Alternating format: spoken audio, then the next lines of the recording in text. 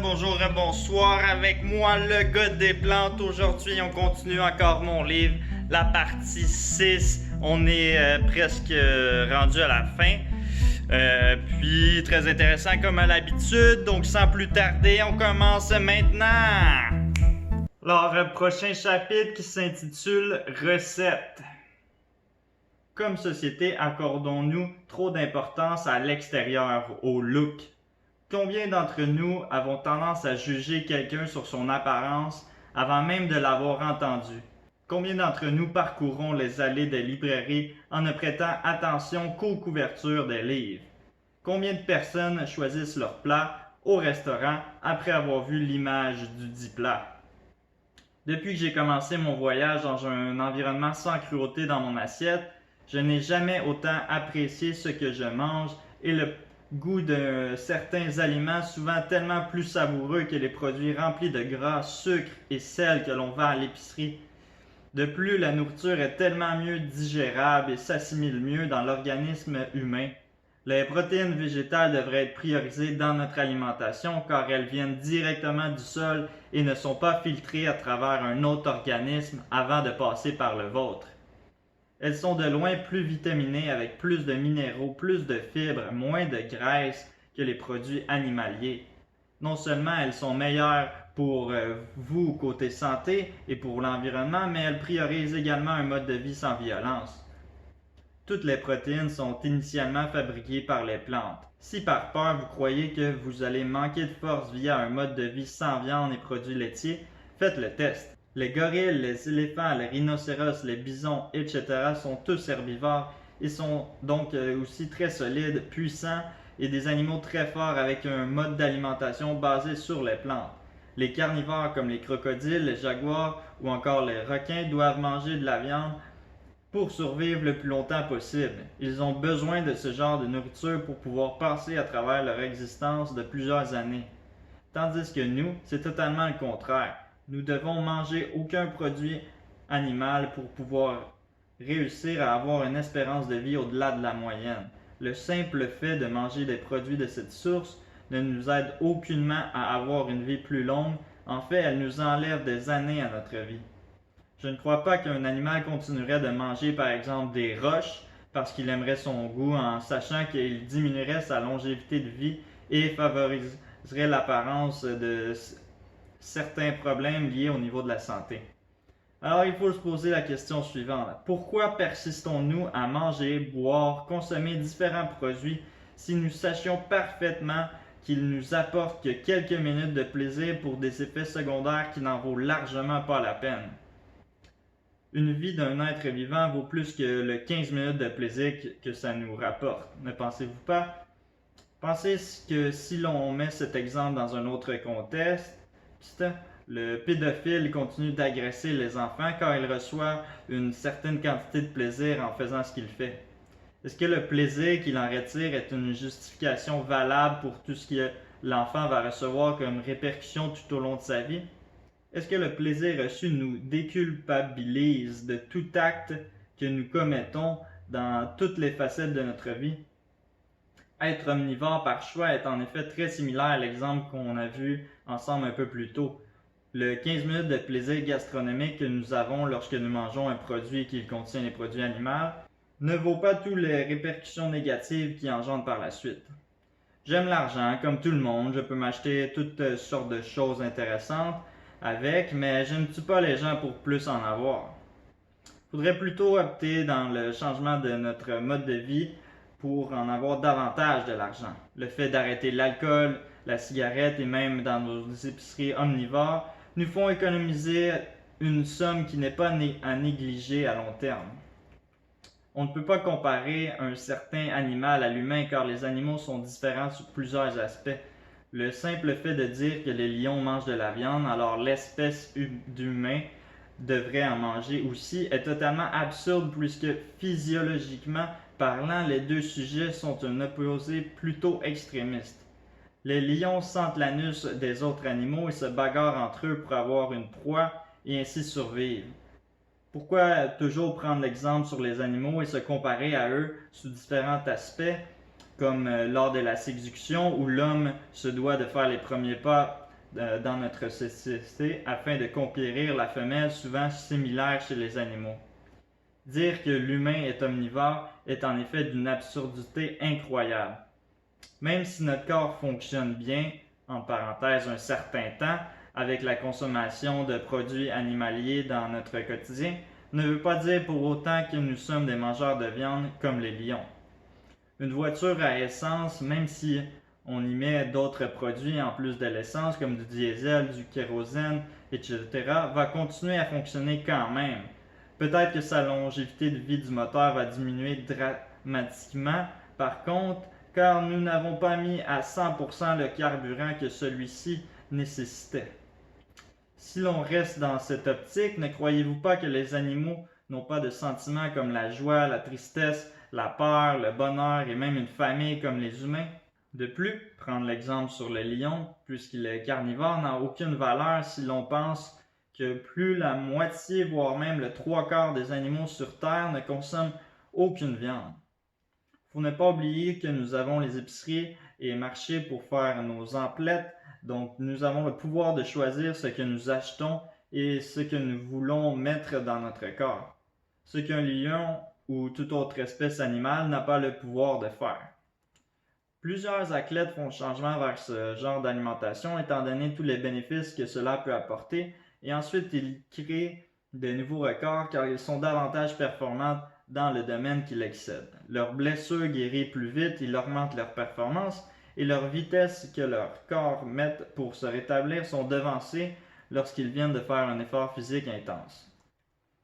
La cuisine indienne ancestrale a des bases très solides à l'aide de plusieurs fruits et légumes, légumineuses, épices et autres protéines d'aliments provenant de la terre. C'est très important de combiner la protéine de céréales avec de la protéine de légumineuse car les deux sont incomplètes. Par contre, lorsqu'elles sont mélangées ensemble ou dans la même journée, elles se complètent entre elles. Comme par exemple en Orient, ils combinent la fève de soya avec le riz. En Afrique du Nord, ils font le pois chiche avec la semoule, en parenthèse le couscous. En Amérique du Sud, les fèves rouges avec le maïs, donc les tortillas, et ainsi de suite. Chaque mets typique d'un pays se fait en version végane. De nombreuses recettes sont disponibles sur les sites web. Que ce soit un mets italien, mexicain, japonais, chinois, on les a tous en version végétalienne. Que ce soit aussi des burgers, des crêpes, des gâteaux, des biscuits, des hot dogs, de la poutine, de la crème glacée, de la crème à café, on a tout ça. Il existe des milliers, si ce n'est pas des millions de recettes végétaliennes. Pour les curieux en recherche de nouveaux plats à cuisiner et de nouveautés, je vous invite fortement à y jeter un coup d'œil. Je suis dans la certitude que vous allez y prendre plaisir à cuisiner ces petites perles. Un humain adulte en moyenne a besoin entre 40 à 60 grammes de protéines quotidiennement. Le fait de manger de façon carnivore nous font déjà exploser la dose du double, parfois même le triple. Si l'on regarde le déjeuner par exemple, 2 œufs de 6 grammes chacun, un verre de lait de 9 grammes, du bacon très protéiné encore une fois, avec un pain entre 3 et 8 grammes, saucisses comme toutes les viandes super protéinées. Dans ce repas, nous avons pratiquement entre 30 à 50 grammes et on n'est même pas au deuxième repas de la journée. L'obésité fait alors son entrée en jeu puisque nous consommons trop de protéines et de gras et que généralement nous ne le dépensons pas complètement durant notre journée. Je vais vous donner ici quelques idées de recettes que je me fais et qui sont généralement super simples et rapides à faire. J'aime bien personnellement utiliser les recettes en général comme aide plutôt que comme directive. Je change habituellement certains aliments dépendamment de ce que j'ai à la maison et quantité aussi d'une recette pour au final la faire à ma façon. La base reste la même comme par exemple le sucre est remplacé par du sucre naturel comme le sirop d'érable, des fruits séchés ou encore une autre source comme les fruits et légumes sont remplacés par ceux que j'ai à ma disposition comme un smoothie maison ou encore un sorbet. À la place de fraises, je vais prendre des framboises, c'est cela que j'ai dans mon frigo. Pour les épices, c'est la même histoire et le sel, je n'en ajoute jamais ou presque dans mes recettes. Ça ne change rien au final habituellement et on s'y habitue plutôt vite de manger sans sel ajouté puisque certains aliments le sont déjà parfois à la base. Donc, gardez en tête que les ingrédients peuvent être très polyvalents et se substituer de façon santé et végétalienne dans tous les cas. Dans chacun de mes repas, j'essaie d'intégrer majoritairement les bases d'une alimentation végétalienne complète. Parfois, même s'il me manque d'ingrédients, ce n'est pas une chose très grave étant donné que nous avons 3 repas et 3 collations dans une journée pour se reprendre et au final, notre corps fait tout le travail nécessaire pour combiner les nutriments des aliments ensemble. Le classique qu'on appelle, moi et un de mes amis, consiste à avoir en grande partie du temps des nutriments que le corps humain a besoin. Par exemple, les produits céréaliers, riz, pâtes, quinoa, nouilles, pain, couscous, millet, etc. Protéines végétales de sources légumineuses, haricots, pois jaunes, verts, pois chiches, tofu, tempeh, lentilles, noix et graines, amandes, graines de citrouille, graines de tournesol, cajou, arachides, graines de chia, graines de chanvre, etc. Légumes et ou fruits, épices et herbes, levures alimentaires, une sauce qui est optionnelle, parfois j'en mets, parfois non, qui peut être bouillon de légumes, huile végétale, pesto vegan, mayo vegan, vinaigre de cidre, vinaigre tout court, jus de citron, plus lime ou un zeste, ail, gingembre, sriracha, une petite vinaigrette maison, de la moutarde, etc. La plupart du temps, à chaque repas, nous essayons d'avoir la grande majorité, sinon la totalité de ces types d'aliments dans nos recettes en quantité adéquate et suffisante afin qu'ils soient complets et soutenants.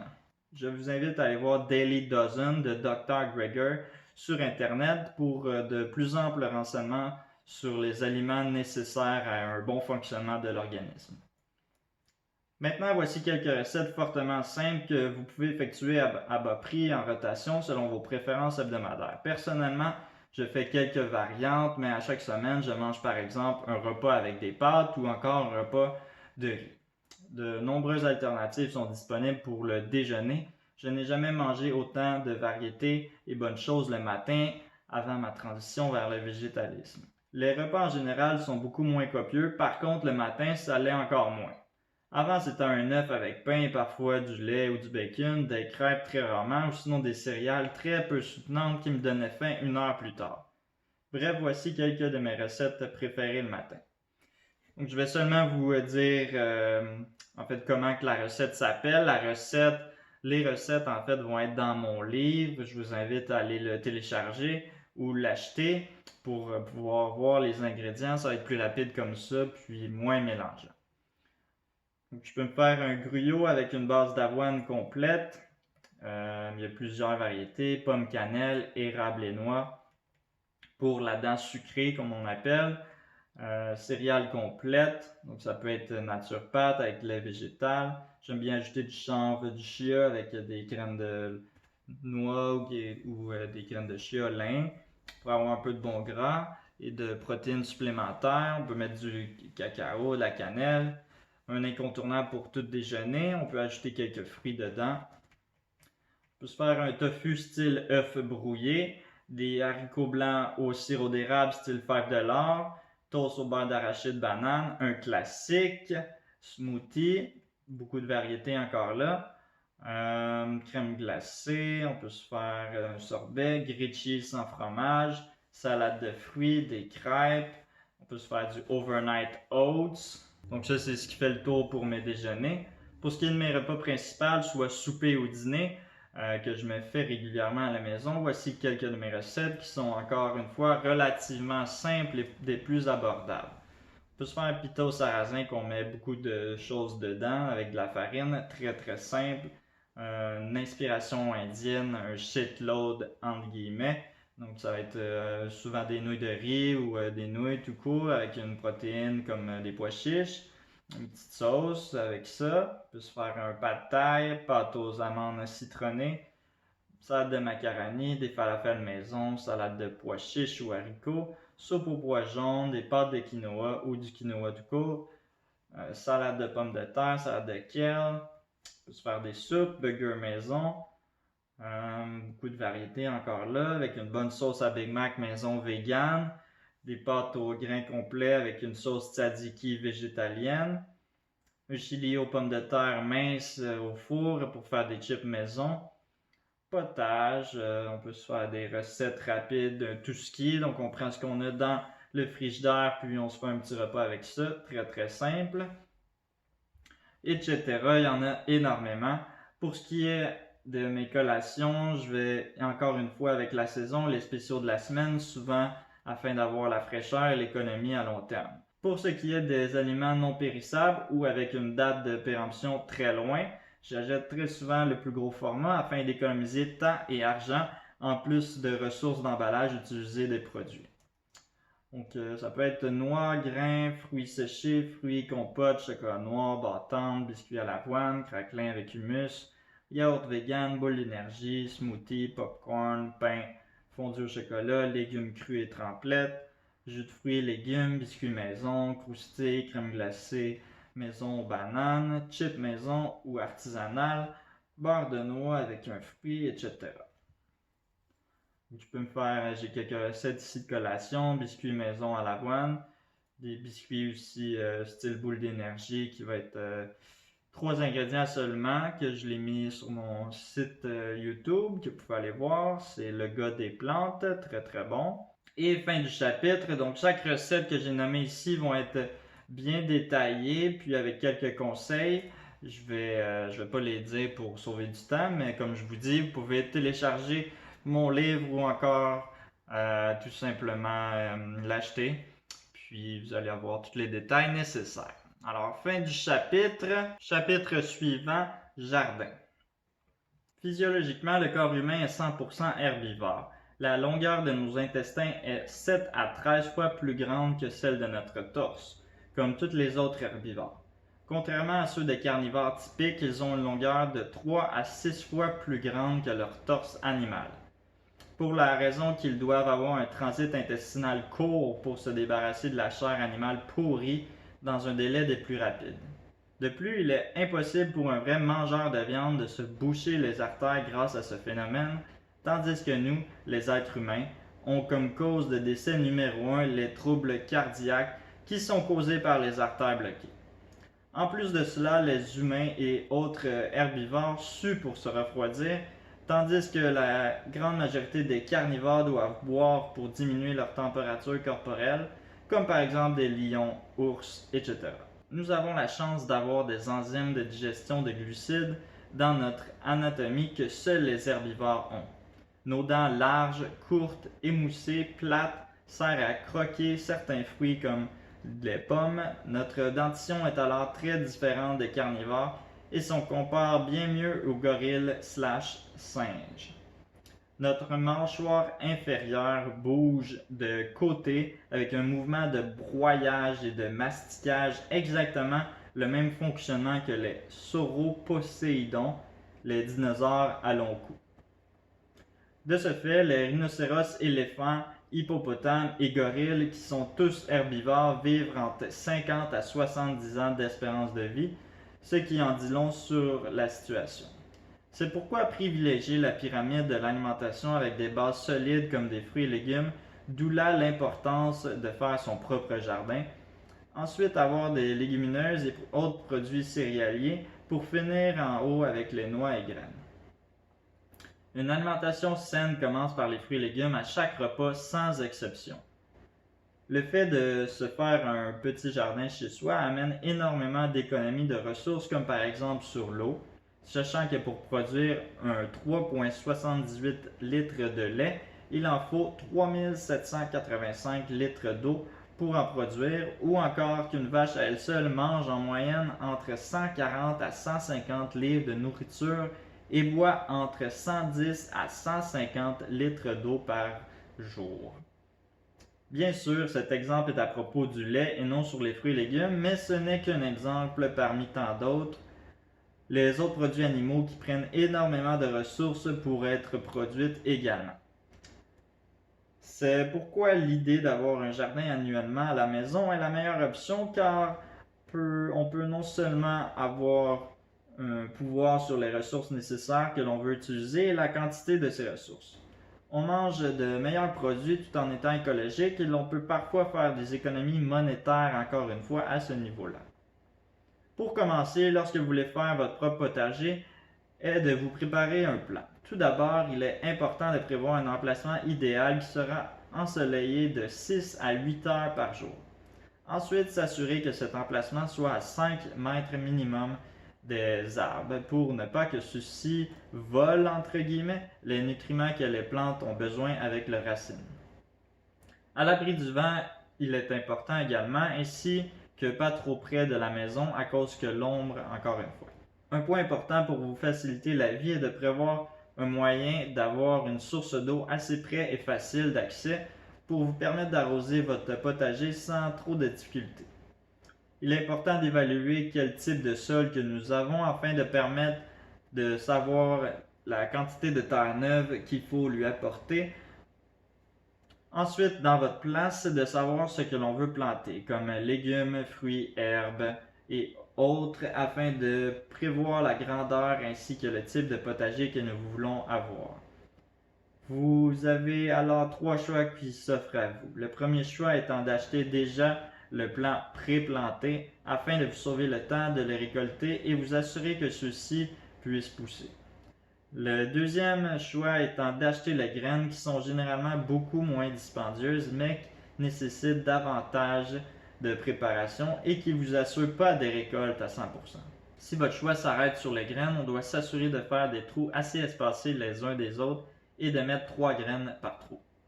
On recouvre ces trous de terre et que l'on arrose ensuite. Le troisième et le dernier choix est une combinaison des deux, qui est d'acheter les graines pour son côté moins dispendieux de la chose et de les planter à l'intérieur dans des pots que l'on peut créer comme par exemple avec des pots de jus qu'on a coupés avec un ciseau pour avoir la bonne quantité de grandeur ou encore d'acheter vos propres pots que vous allez réutiliser d'année en année. Pour ce qui est des choix de terre qu'on utilise, c'est la même chose que ceux qui sont utilisés dans les plants pré-plantés. Plusieurs précautions sont à prendre dans ce choix étant donné qu'il faut arroser les plants régulièrement et avoir une bonne température à l'intérieur de la maison, ainsi qu'une certaine abondance au niveau du soleil à avoir. Une chose importante à retenir, lorsque vous arrosez vos plants, l'on doit le faire en début de journée avant 10 heures de préférence ou en fin d'après-midi avant le souper, car si l'on fait l'arrosage en pleine journée, lorsque l'intensité du soleil est à son maximum, cela pourrait brûler, entre guillemets, certaines plantes. Idéalement, vous pouvez vous préparer à acheter quelques jours à l'avance avant de commencer. Maintenant, vous savez déjà davantage sur le magnifique monde que l'on peut apporter d'avoir un potager à la maison, ainsi que plusieurs de ses bénéfices. Si vous ne trouvez pas la réponse à vos questions, je vous invite à les poser à l'endroit de chez vous le plus près où ils vendent les plants et graines. Alors, qu'attendez-vous? Imaginez pouvoir faire que quelques pas en été afin de déguster des fruits et légumes frais de chez vous. Ce n'est pas le paradis, mais presque. Fin du chapitre. Alors, je vais lire un dernier chapitre suivant qui s'intitule Économie. 53 milliards d'animaux terrestres sont nourris avec 65% de nos récoltes, ce qui amène de la famine dans plusieurs pays. En 50 ans, la consommation de viande a été multipliée par 5 dans le monde. Cela peut être troublant avec tout ce que nous savons maintenant que cela entraîne comme problème. Or, les conséquences engendrées ne seront qu'augmentées avec les années, car la population mondiale de plus en plus, donc du même coup, le niveau de consommation ainsi que les problèmes qui viennent avec augmentera. Ça, c'est troublant car les gens pensent uniquement à se rassasier lorsqu'il est question d'aller chez PFK ou McDonald's, alors que nous ne devrions pas penser dans cette optique-là. Si l'on pense qu'au cours des 20 prochaines années, les chercheurs ont estimé que 21 millions de Chinois seront atteints de maladies cardiaques ou de circulation sanguine, et ça, c'est si l'on est assez chanceux pour avoir qu'un de ces deux problèmes énumérés un peu plus haut. Chose qui fait partie de l'estimation est qu'un tiers de ces personnes auront ce problème comme dernier de leur vie, si vous voyez ce que je veux dire. Avoir besoin de Cialis ou de Viagra dans notre vie est une alarme que notre corps nous dit que nous devrions changer nos habitudes de vie, car le sang ne se rend pas dans tous les endroits où il doit se rendre. Souvent, les sujets ayant besoin de ces pilules magiques seront dans un avenir proche les mêmes sujets qui auront des complications au niveau de la circulation sanguine ou autres maladies cardiovasculaires. L'Allemagne est le plus grand producteur de viande en Europe. L'on peut affirmer avec fierté qu'ils ont produit 8 millions de tonnes en 2010, ce qui les place dans le livre des records. Un tel exploit mérite d'être félicité avec une médaille ou un prix spécial quelconque, non? Nous sommes là pour faire de l'argent dans la vie. En tant que compagnie, toutes confondues, c'est l'argent qui priorise avant bien des choses. On est là pour faire de l'argent sur les malades, nous ne sommes pas là pour les prévenir des dangers et ainsi vider nos hôpitaux et réduire notre rendement des compagnies pharmaceutiques. C'est normal pour une compagnie de vouloir sans cesse faire de l'argent, car sinon elle fermerait ses portes. Par contre, est-ce normal de mentir en tant que gouvernement, de se faire commanditer par d'autres compagnies en désaccord avec toutes les études dans le but de continuer à cacher la vérité pour remplir les poches gouvernementales encore une fois? Quand l'argent passe par-dessus le bien de la population et de la terre, c'est là qu'il y a un problème. En 2015, Ben & Jerry ont sorti leur première crème glacée végétalienne. Starbucks a fait des efforts pour compétitionner également. Chez nos voisins américains, la franchise Taco Bell a intégré 26 options végétaliennes dans leur menu de restauration. La propagande mondiale est tellement énorme que l'on n'a qu'à se tourner vers la télévision pour s'en apercevoir. Posez-vous la question pourquoi on nous passe des publicités sans arrêt de fromage, produits laitiers, viande, restaurants, etc., alors qu'ils nous mènent la vie difficile et que nous voyons que très rarement, sinon aucunement, des publicités de gens qui croquent dans des fruits et légumes, qui mangent des noix et des légumineuses ou encore qui savourent leur saucisse à hot dog version soya. La réponse est plus près que vous le croyez. Cette industrie rapporte moins que tous les autres produits animaliers au gouvernement. Les gouvernements subventionnent même les fermes pour qu'elles continuent à fonctionner et faire rouler l'économie. Ils utilisent nos taxes pour subventionner les compagnies animales et celles-ci nous rendent malades. Pensez-y bien, si du jour au lendemain on annonçait que tout ce qui vient d'un animal était un gros mensonge, le guide alimentaire canadien, le calcium dans les produits laitiers était obligatoire à le maintien des os, que l'on doit manger de la viande pour pouvoir rester fort, si tout ça était un mensonge. Les gens se révolteraient, il y aurait peut-être même une guerre qui exploserait. Alors on se charge d'alimenter le mensonge et de l'envenimer, et du côté des consommateurs, on garde nos œillères tel un cheval de course. Pour pouvoir creuser et en prendre davantage, il faut prendre le temps à aller s'informer et s'éduquer. Il faut se prendre en main, avoir de l'initiative pour découvrir la vérité et croyez-moi, elle n'est pas autant belle que vous le pensez. En plus de tous ces bénéfices, vous allez vous apercevoir que dans vos factures, le coût auront diminué grandement. On parle de couper la viande, les produits laitiers, les œufs, le miel, le cuir, tous des produits qui font exploser le montant de vos factures totaux.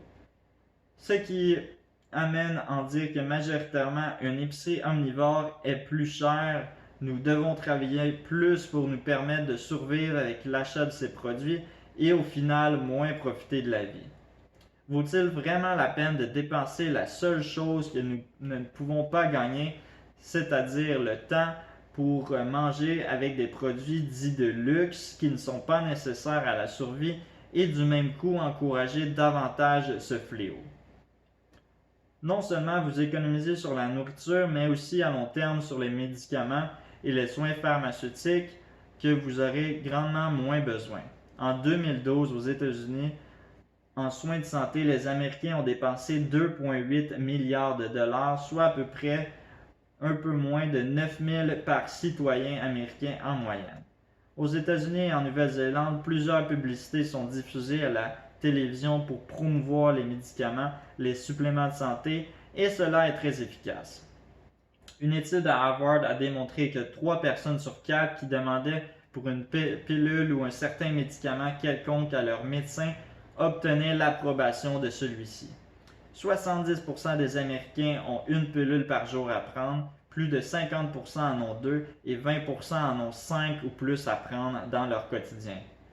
On n'est pas dans l'industrie d'avoir des gens centrés et sans maladie. Nous sommes dans une industrie où que le malheur des uns enrichit et fait le bonheur des autres à travers la doctrine que l'homme est fait pour consommer des produits de provenance animalière. À vous de voir si le goût des aliments vaut plus que votre santé. Un petit truc ici est d'acheter les fruits et légumes en saison, car ils sont souvent moins chers et meilleurs pour vous, moins bourrés de produits chimiques par exemple, en plus d'encourager les petites entreprises du Québec. C'est le temps de faire des provisions pour l'hiver et d'en congeler. Un truc que j'ai appris avec le temps est d'acheter en ayant une vision du futur. Si vous prévoyez manquer de quelque chose chez vous, que vous voyez en rabais dans un circulaire ou encore à l'épicerie, prenez-le pendant qu'il est réduit. Un autre bon truc est d'opter toujours vers le plus grand format lorsque le produit est non périssable, que vous mangez en grande quantité ou que la date de péremption est très loin. Comme par exemple, tout produit céréalier, légumineuse ou encore noix prend énormément de temps à périr, nous prenons le plus grand sac. Non seulement vous sauvez des déchets car vous avez moins d'emballage, vous sauvez du temps et en plus de l'argent à long terme, entre parenthèses. En Amérique du Sud, les plus grands pays exportateurs de nourriture pour animaux se trouvent dans ce continent. Une chose certes est que les habitants de ce pays ont été obligés de vendre leurs terres étant donné qu'elles n'étaient pas assez rentables, selon certaines grosses compagnies mondiales. Non seulement ces habitants se retrouvent sans revenus, sans toit et la plupart du temps sans nourriture. De plus, l'énorme quantité de pesticides entraîne la pollution pour la terre ainsi que les habitants du village. Le soya, qui est très implanté niveau culture dans l'Amérique du Sud, détruit la terre radicalement car plus rien ne pousse après une culture trop intensive. En plus de donner le soya que ces gens-là pourraient simplement utiliser pour se nourrir, les grosses compagnies s'enrichissent au détriment des citoyens, mais ça a toujours fonctionné comme ça sur Terre. Les riches ont plus de droits et de libertés que les pauvres et ils s'enrichissent sur le dos des moins fortunés. Un des pays gravement touchés par les actes des hommes est le Paraguay. Si vous voulez voir un peu ce que l'homme est capable de faire, je vous conseille de regarder des documentaires, de lire ou encore d'aller voir des photos sur le sujet et le pays. Plus de 1/3 des céréales mondiales sont utilisées pour l'industrie animale. Nourrir les animaux est inefficace. Chose certaine est que nous pourrions nourrir des humains avec la même quantité de céréales que l'on donne aux animaux. Le guide alimentaire américain mentionne de se limiter dans la consommation quotidienne de gras saturés à 10% et moins de calories totales devraient provenir de gras saturés. À la place de dire moins de viande et autres produits qui en contiennent, comme les œufs, produits laitiers, junk food, etc., ils préfèrent mettre ça très vague pour ne pas diminuer leurs profits dramatiquement, ce qui amène à se poser des questions sur l'énorme controverse. Les grosses compagnies pharmaceutiques et de produits animaux paient certaines sociétés comme les écoles et le gouvernement pour nous faire croire que c'est bon pour nous, tous les produits animaux, alors qu'au fond plusieurs études montrent le contraire. Ce comportement amène la population à se poser des questions, à les mélanger, donc perdues, elles se limitent et restent à leurs vieilles habitudes de consommation. C'est illégal de vendre des jouets dangereux, mais légal de vendre de la viande qui est sans aucun doute beaucoup plus dangereuse pour l'humanité, par contre beaucoup plus payante économiquement parlant pour les grosses compagnies et le gouvernement. Le principe, les valeurs, le gros bon sens sortent parfois de l'équation lorsqu'il s'agit de sujets de produits animaliers. De nombreux artistes ont fait le saut dans une alimentation soit végétarienne ou végétalienne pour plusieurs raisons, dont Miley Cyrus qui partage ses opinions dans plusieurs émissions à la télévision ou encore sur les réseaux sociaux comme Instagram où elle partage ses repas. Son copain Liam Hemsworth a fait le saut également vers le végétalisme ainsi que son frère Thor ou Christian Hemsworth si vous préférez lors de son tournage des Avengers récemment. Charlie Sheen, Kylie Jenner, Jason Derulo sont devenus véganes en 2017. Le célèbre Leonardo DiCaprio ainsi que Serena Williams ont investi dans des marques de produits véganes. Paul McCartney a demandé que l'on serve juste de la nourriture végétalienne à un de ses concerts. La liste continue encore davantage. Le changement s'effectue graduellement et on le voit par l'entremise du show business très facilement. Seriez-vous le prochain joueur à entrer en jeu? Fin du chapitre. On va s'arrêter là. Prochain chapitre, ça va être écologie dans la partie 7 qui va être excellent. Un de mes chapitres préférés. Donc revenez pour ne pas manquer la suite. Alright, donc c'est déjà la fin. Si vous avez apprécié cette vidéo-là, un petit pouce me le faire savoir. Vous pouvez me laisser un commentaire. Partagez la vidéo avec votre famille, vos amis. Il faut vraiment que ça soit partagé au maximum pour, en fait, aller vers un mode de vie, une société sans cruauté. Puis, quoi d'autre? Abonnez-vous à ma chaîne pour ne pas rater les prochaines parties. Alright, comme à l'habitude, n'oubliez pas, les animaux sont nos amis et on ne mange pas nos amis. Alright, peace!